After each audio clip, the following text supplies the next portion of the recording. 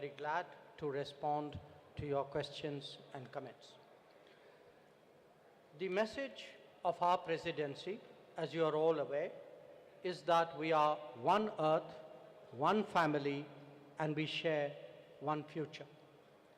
This draws the entire proceedings of the New Delhi summit are in fact organized accordingly, with 3 sessions devoted to each aspect of this theme. Now, reflecting this approach, we have consciously sought to make this G20 as inclusive and broad-based as possible. It is witnessing the participation of its 20 member states, 9 invitee nations, and 14 international organizations. It is a matter of particular satisfaction for us that the African Union has this morning become a permanent member of the G20, that too during the Indian presidency. This is in keeping with the priority that we attach to addressing the urgent concerns of the global South.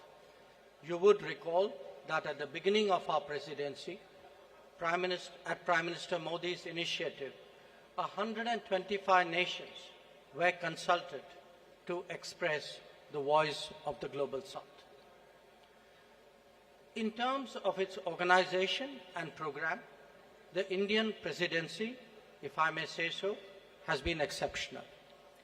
Events have been spread across 60 cities, which are truly across the length and breadth of India. There has been a popular participation and a societal involvement of an extraordinary degree. The interest in G20 proceedings have been particularly strong among our youth. It has been an opportunity to showcase our culture, traditions, and heritage as well. The G20 has contributed to making India world ready and the world India ready. The declaration that the leaders have agreed on today focuses on promoting strong, sustainable, balanced, and inclusive growth. It seeks to accelerate progress on SDGs and has come up with an action plan accordingly. It envisages a Green Development Pact for a sustainable future.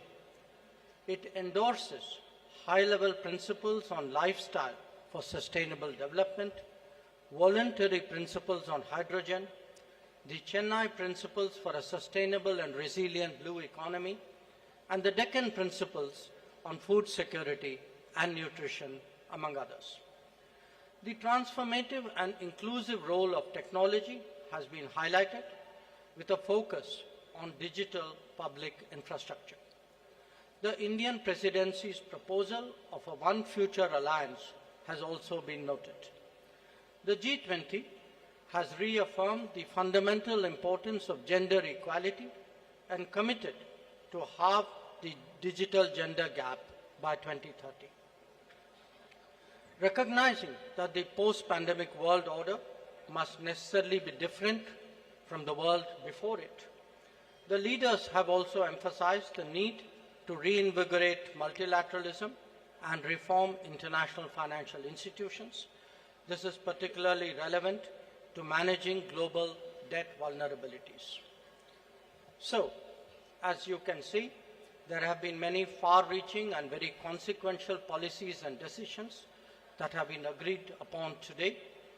Keeping all that in mind, I would, at this stage, request Finance Minister to highlight the key issues from the finance track. Thank you, Jaishankar ji.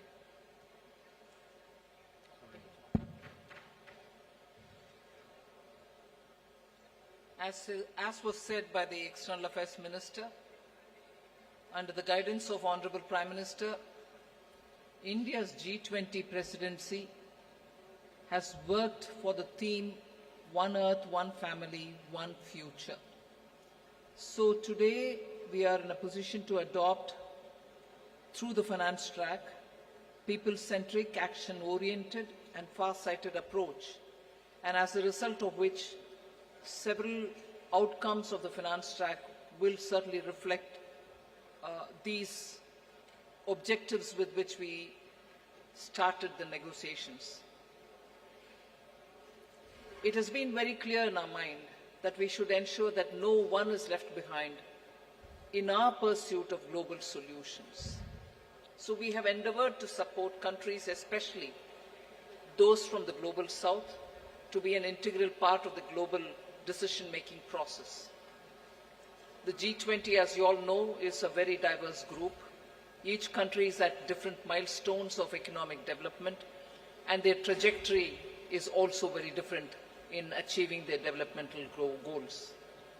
So through well-curated debates and careful assimilation of all the perspectives, the Indian presidency has crafted solutions that resonate with each member, offering a shared path forward for all.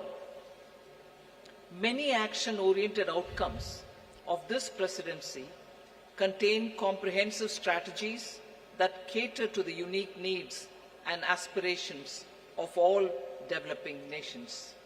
We assumed the presidency at a challenging time of geopolitical tension. The Indian presidency has worked to ensure that these divergences don't overshadow the core developmental outcomes or concerns of the global community that demand collaborative solutions. So today, as I look back at the 10 months of Indian presidency, I am left with gratitude and satisfaction. I can confidently state that the Indian G20 presidency has walked the talk. Now, let me share with you just some of the key achievements of the Indian presidency, the finance track. First one is the outcomes which are focused on strengthening the MDBs to address shared global challenges of the 21st century. So under this strengthening MDBs, there are 4 key highlights that I'd like to bring to your notice. The first one is agreement on the need for a better, bigger, and more effective MDBs. It is so necessary to have better, bigger, and more effective MDBs because the developmental demands from all across the globe is so high, these institutions will have to be better and bigger. This is also going to contribute to enhancing representation and voice of developing countries in the decision making. The second under the MDBs, strengthening of MDBs, is the G20 Independent Expert Group on strengthening MDBs, and this was established and it has submitted its volume 1. The first report, their report consists of 2 volumes. The first volume has already been submitted. The report recommends a triple agenda that dovetails with the call for the bigger, better, and more effective MDBs. The third point in strengthening MDBs is the agreement to collectively work towards boosting World Bank's financing capacity.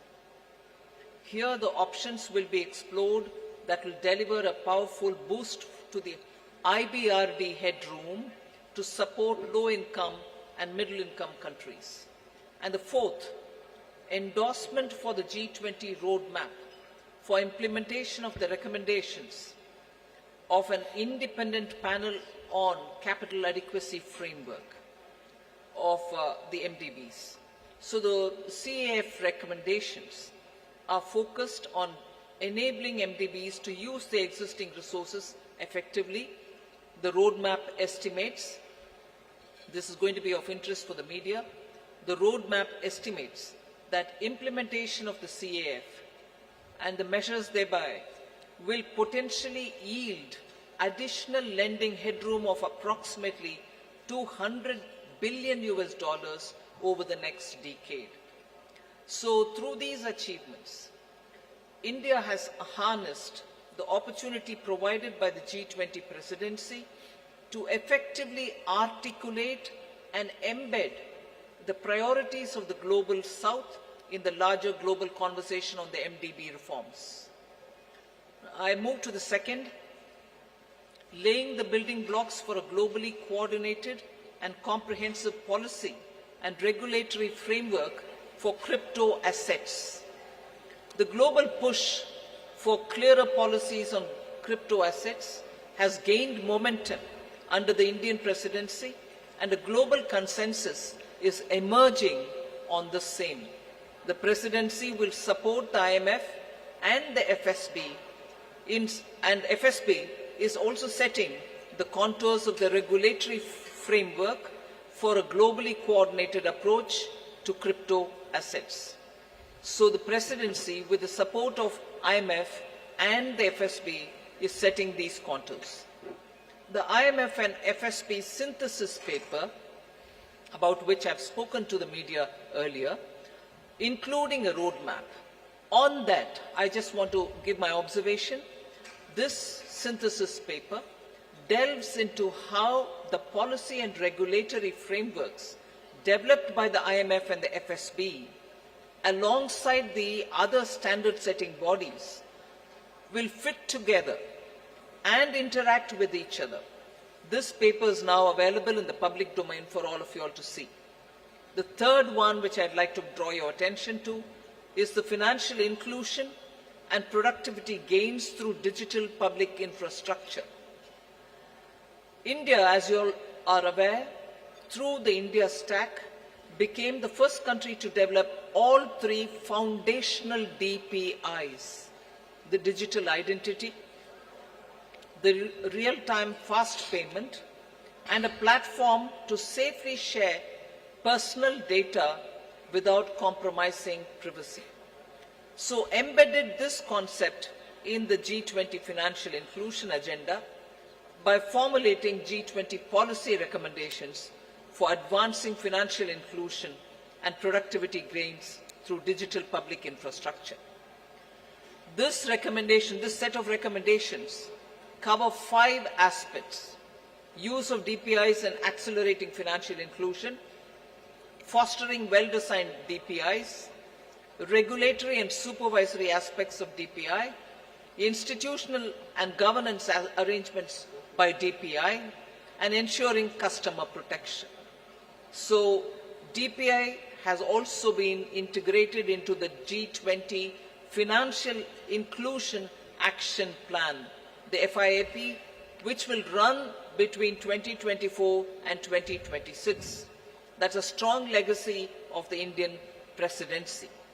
We also assume the co-chair of the Global Partnership for Financial Inclusion. The implementation of the Financial Inclusion Action Plan, as well as the policy recommendations on DPI, will remain as areas that will continue to be heard across the G20 forum.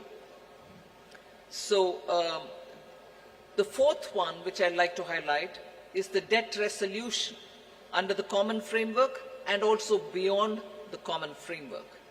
Since its establishment in 2021, only Chad as a country has had its debt restructured.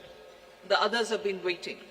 So since India took over the G20 presidency, good progress has been made in the ongoing country cases under the common framework of debt treatment, and the 3 countries in that are Zambia, Ghana, and Ethiopia. We've also succeeded in using the G20 platform to also put in place a coordinated mechanism to address the debt situation of Sri Lanka, which is outside of the common framework.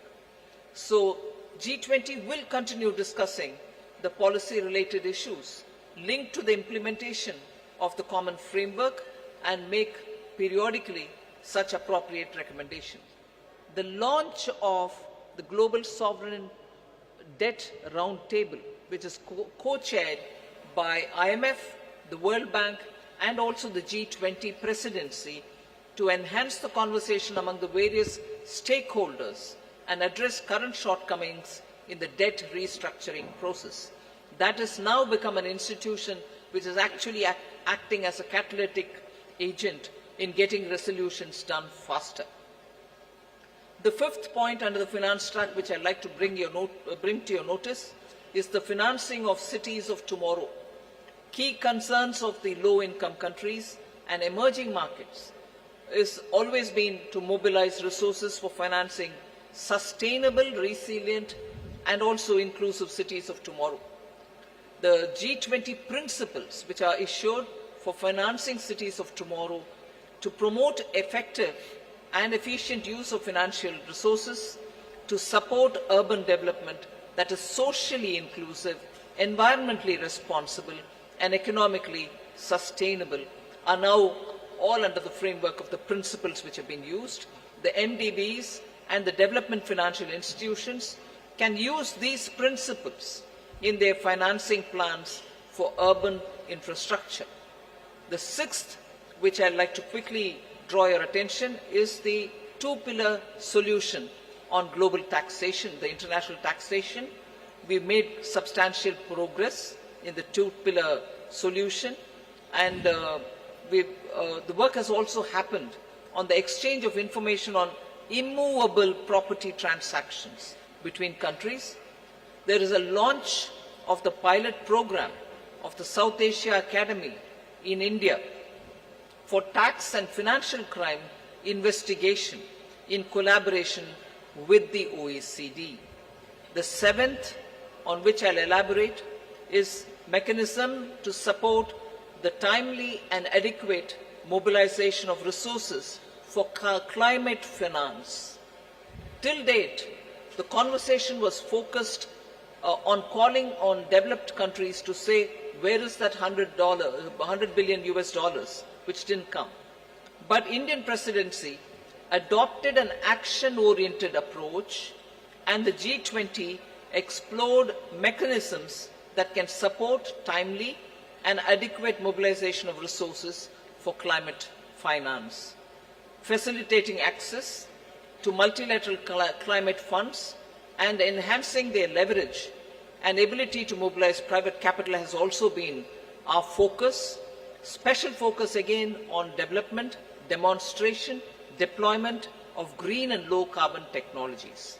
Now the list of outcomes, I've pointed out 7, just 3 more which I'll not go into the detail, but you can take it as enough has been done on that. I'll also put it out for your consideration. Scaling up sustainable finance for social sectors, health and education. Technical assistance for capacity building. Then global conversation on transition policies, especially to include range of options, both on pricing and non-pricing. And the third one, enhancing finance health collaboration so as to cover many other work streams as well. So I listed out 7, elaborated on them, 3 others which have not elaborated, but on all of them, substantial progress and outcomes have been achieved. India's received tremendous support from the G20 members across the table. The outcomes of the Indian presidency are a testimony to India's commitment to multilateralism and for international cooperation. We assure the upcoming Brazilian presidency of our strong support and to continue the momentum on key issues of global importance. I now hand over back to Minister Jaishankar. Thank you, Nirmala ji.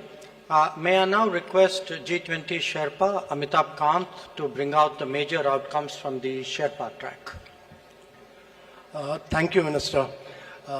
So first of all, when we started India's presidency, the Prime Minister had said that India's presidency must be inclusive, it must be decisive, it must be ambitious, and it must be action-oriented. The New Delhi Leaders' Declaration has 83 paras in all. All 83 paras have 100% consensus across all countries. There are 8 paras on the geopolitical issue which is entitled Planet, People, Peace and Prosperity. All those 8 paras have 100% acceptance. All countries have unanimously supported the New Delhi Leaders' Declaration. This is one declaration without a single footnote and without any chair's summary. This is a complete statement with 100% unanimity. This demonstrates both the Prime Minister's and India's great ability to bring all developing countries, all emerging markets, all developed countries, China, Russia, everybody together on the same table and bring consensus. Secondly, this has been the most ambitious presidency in G20's history ever, because the number of outcomes it has, both the outcomes and the annex documents, are about 112, which is more than 2.5 times which has ever been achieved before.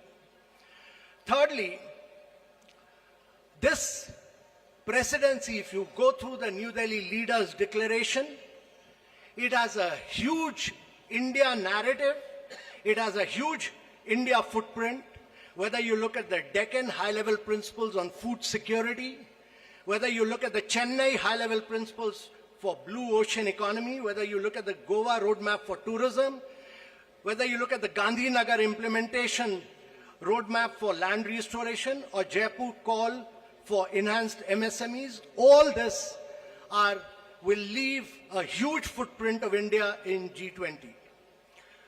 So one of the key achievements to my mind, one is that we've achieved a very major green development pact in today's world of climate action and climate finance. Every single country has come together to focus on green development pact, which has financing, which has focused on global greenhouse gas emission by 43% by 2030, which has a doubling provision of adaptive finance by 2025, which has a global biofuel alliance, which has completely new principles of life for sustainable development, which has ending plastic pollution, which has reducing disaster risk, and a whole lot of other components put together as the Green Development Pact of the leaders of G20 countries for a greener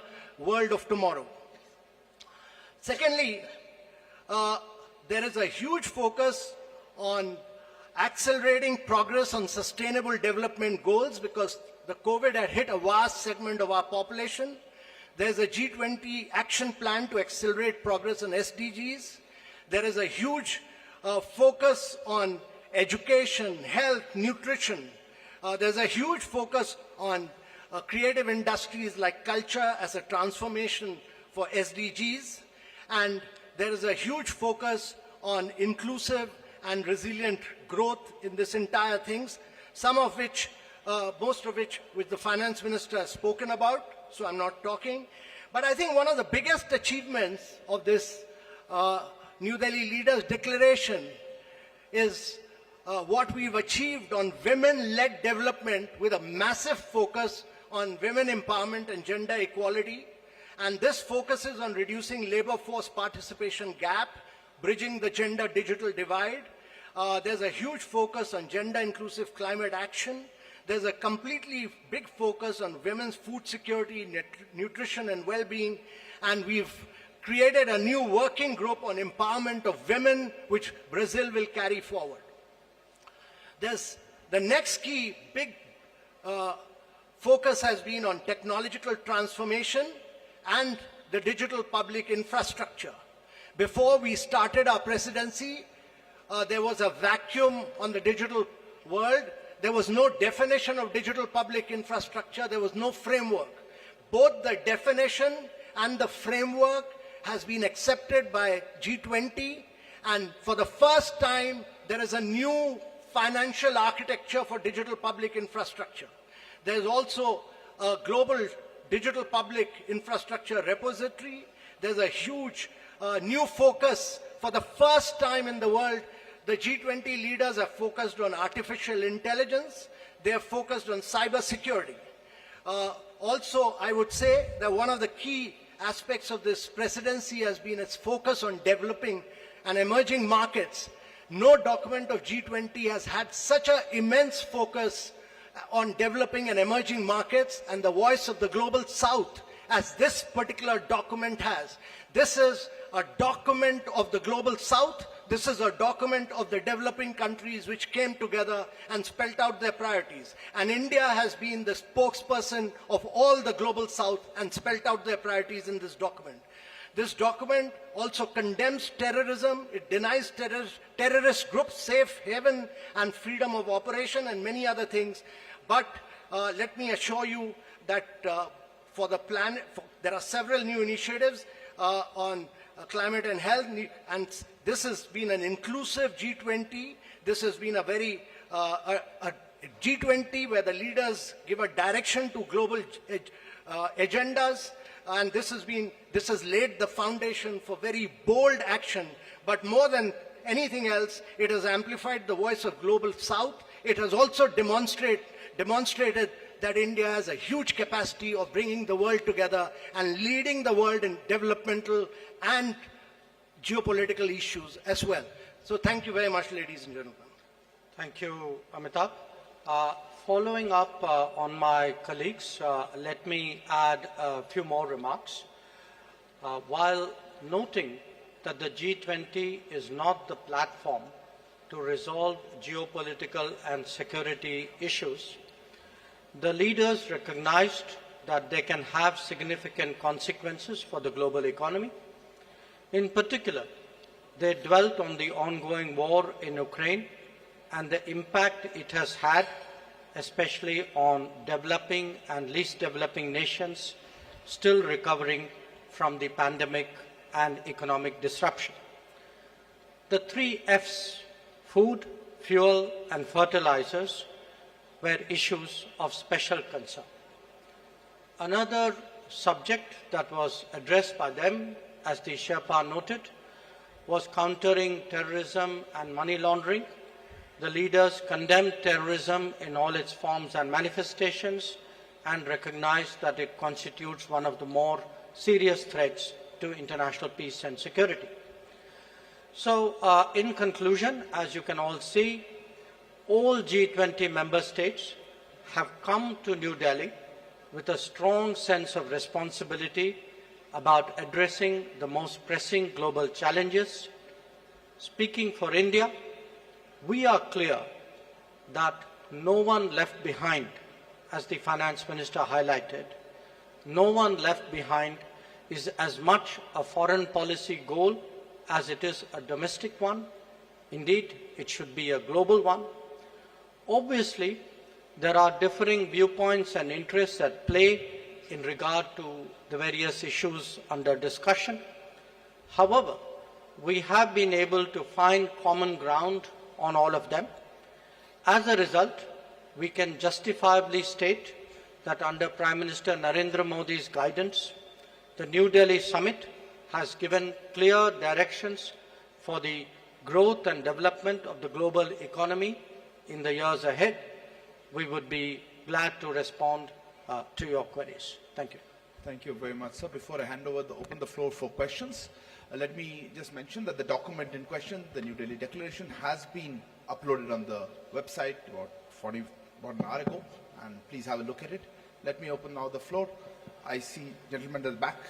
Yeah, right there at the back on the left. Yeah. Parikshit, right? Yeah, please. No, not there. Behind you.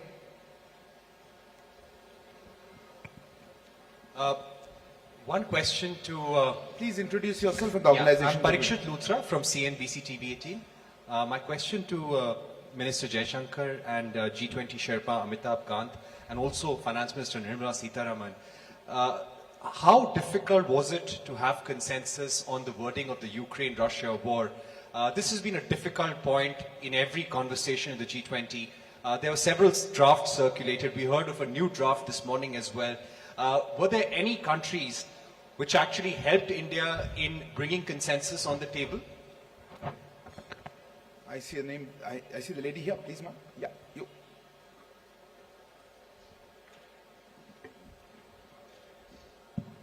Ma'am, good afternoon. My name is Ruchi Bhatia from Bloomberg News.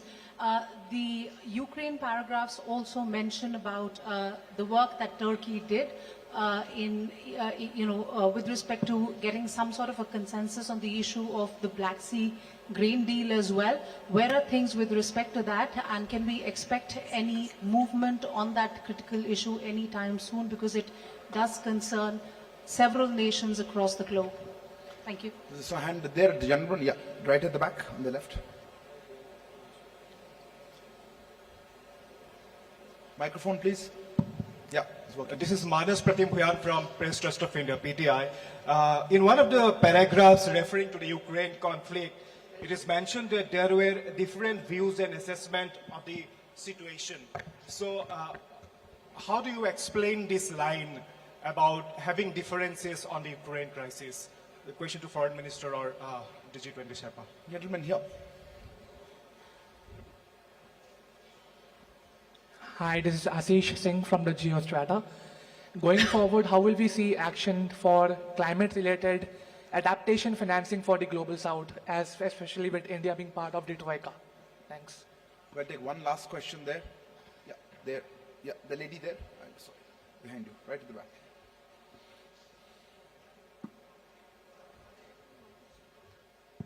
Okay. Hi, I'm Hamna from Brute. I wanted to know, does India see itself as the leader of the Global South, and how did it assume this role? Because then... How does India see itself as leader of the global? As the leader of the global south? Where is this lady? I'll just go with the stop, then I'll... Let me respond to some of the questions, and then I'd request the Sherpa to come in on that after me. How difficult was it to forge consensus on the Ukraine issue? This, as we have pointed out, is a declaration of 83 paragraphs. It has a lot of content. There are a lot of subjects which have been covered, some of which we have spoken about. But obviously, because of the ongoing conflict, the strong views about it, considerable time was spent, especially in the last few days, in regard to geopolitical issues, which really centered around the war in Ukraine. The question, who helped? I mean, eventually everybody helped, because everybody came together for the consensus. But I think if Sherpa would bear me out, I think the emerging markets took a particular lead on this, and many of us have a strong history of working together. Bear in mind that actually you have 4 developing countries in succession as G20 presidency: Indonesia, us, Brazil, and South Africa. So, but I would say, rather than who helped, the point to be recognized is that a common landing point was ultimately fashioned out. On the Black Sea grain corridor, there are many discussions going on. As you know, the Foreign Minister of Russia is here. The President of Turkey and his delegation are here. UN Secretary General is here. Other people are here. So it's natural that there would be discussions going on this. In the past, I should add, when the Green Corridor was created at Bali last year, we had also, in our own way, contributed to some bridging of viewpoints and concerns, both between, at that time, between Turkey and Russia, and also worked with the UN Secretary General. On the sentence, or that phrase about having different viewpoints and assessments, I think we are being transparent. I mean, it is a fact. This is today a very polarizing issue. There are multiple views on this. There are a spectrum of views on this. So I think, in all fairness, it was only right to record what was the reality in the meeting rooms, and I think that is the sense that is sought to be captured. and I will leave the climate action issue to Sherpa, and I don't know if Finance Minister would like to speak on it. But on the global south, look, it is not, what India has tried to do, beginning with our presidency, was to seek to ensure that the concerns of the global south constitute the core agenda of the G20 deliberations. Because after 3 years of pandemic, after economic disruptions of various kinds, after the impact of the Ukraine conflict, after climate events, the fact is that the countries of the global south are in deep economic distress. And that distress has not, in our view, been fully recognized till now. And we therefore very consciously started off with the Voice of the Global South Summit. But again, I emphasize, the voice was of the summit. It was the voice of 125 countries who participated in that summit. But we, as the G20 presidency, we saw it as our responsibility of distilling the views which were expressed in that summit and putting it before the rest of the G20. And we can take a lot of satisfaction that many of the issues that the Finance Minister highlighted, which the Sherpa highlighted, these are truly Global South issues, and we hope that certainly the Delhi summit and the deliberations which will take place today and tomorrow would give strong guidance to take them forward. Sherpa, Amitabhji, if you want to add to it. On the Russia-Ukraine crisis, India worked very closely with Brazil, South Africa, and Indonesia. And I want to say that it was the emerging markets which played a very key role. India worked with all the emerging markets which played a very key role. There was very tough, very ruthless negotiations which went on for several days non-stop. And I really feel that in the end, the issue was clinched because of the leadership of the Prime Minister, because eventually we had to say that the leader wants it, and this has to be delivered. And secondly, I really want to thank Mr. Jaishankar. I constantly took his advice, and he guided me, and he gave me two really outstanding officers. One was Naidu, Nag Naidu, who's a very outstanding officer and very enthusiastic, motivated young officer who worked with me, EAM Gambhir. They did a really outstanding job as far as the geopolitical issues concerned. I had two other Foreign Service officers who've done brilliant work, Abhay Thakur and Ashish Sinha, on different aspects. But on geopolitics, they've done a really spectacular work. So it was really great teamwork.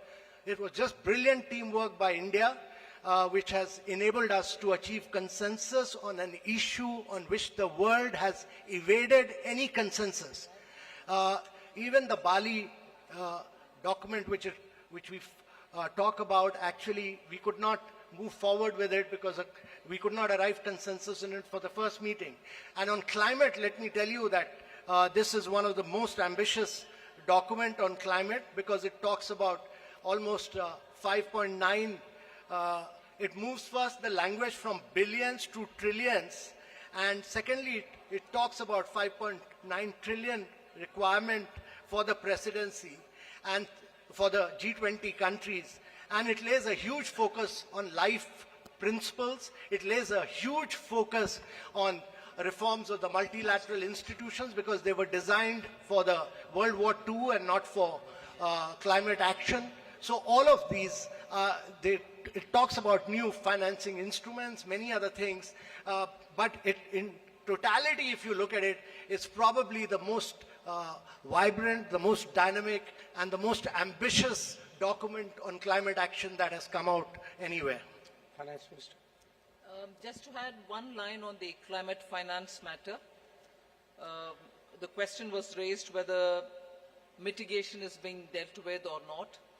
it deals with mitigation, all right, but it also looks at adaptation and resilience. I think now the debate on climate finance is also moving much more into resilience, whether it is infrastructure or planning for it or funding. Resilience takes precedence. That is one. And second, country, particularly on climate, is so different from one another. So this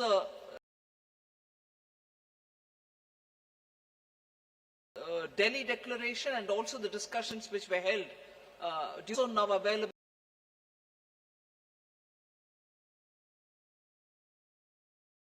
for countries to adopt. It is not just going to be price it if it is carbon intensive, a lot more friendlier to countries with different carbon emission levels.